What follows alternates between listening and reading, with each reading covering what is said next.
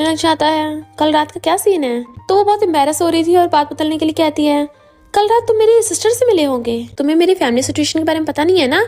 मेरी एक twin sister भी है जो बिल्कुल मेरी जैसी दिखती है, तो वही होगी कल वाली।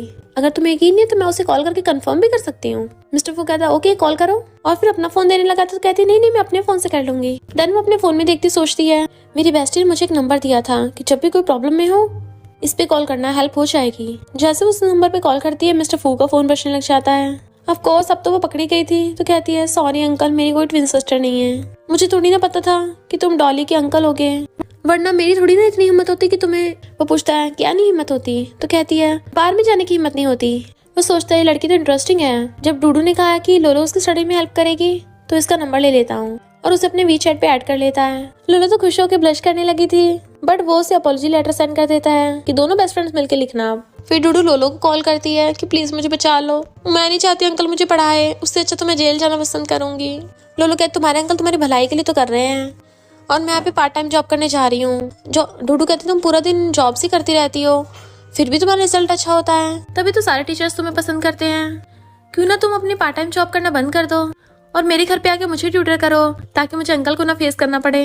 लोलो कहती डिपेंड करता है तुम मुझे कितना दोगी, अगर तुम ज्यादा पैसे दोगी तो मैं तुम्हारे लिए उसे खरीद लूंगी। बट डूडू लाउड स्पीकर पे बात कर रही थी और मिस्टर फू सुन लेता है। लोलो पूछती क्या हुआ, नेटवर्क नहीं आ रहे क्या।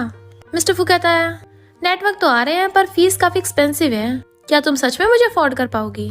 तो जल्दी से फोन कट कर देती है कि अब तो मैं गई काम से, कितना एम्बेरसिंग है, उसके अंकल सच में मुझे पगलैट समझेंगे। मिस्टर कहते तुम्हारी फ्रेंड तो कुछ ज्यादा ही इंटरेस्टिंग है, इतनी फनी। डूडू कहती है अंकल उसे ऐसे मत डराओ, वो तो बेचारी लिटिल रैबिट है।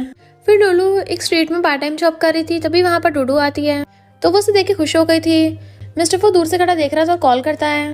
इधर डूडू को उसके डैड का कॉल आया था तो बड़ा खुश होती है और लोलो से कहती है अब से तुम्हें पार्ट टाइम जॉब करने की जरूरत नहीं है, मेरे डैड ने कहा है अब तुम मेरी स्टडीज में हेल्प कर सकती हो, 1 आवर के 200 मिलेंगे। लोलो भी खुश होती है तो कहती है ऐसे मैं अपने अंकल से भी छुटकारा पा लूंगी और तुम मेरी सेवियर हो। फिर लोलो डूडू को पढ़ा रही थी, जैसे वो मिस्टर फू को आते देखती है डूडू उठ के चली जाती है पानी लेने।